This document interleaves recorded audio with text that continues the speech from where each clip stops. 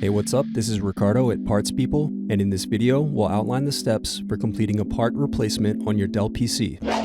Visit our website and use this coupon for a 5% off discount.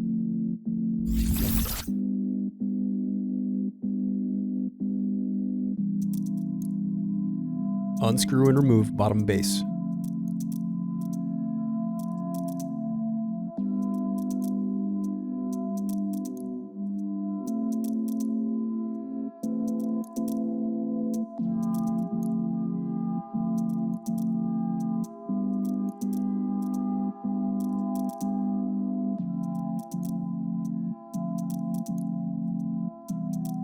Now unscrew and disconnect battery.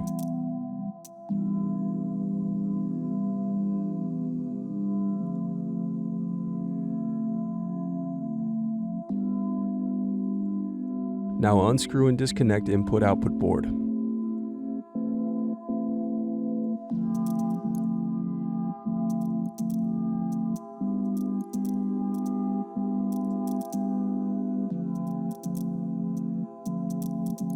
Now use the object to pry out CMOS battery. Thanks for watching. Don't forget to like and subscribe if you enjoyed this video.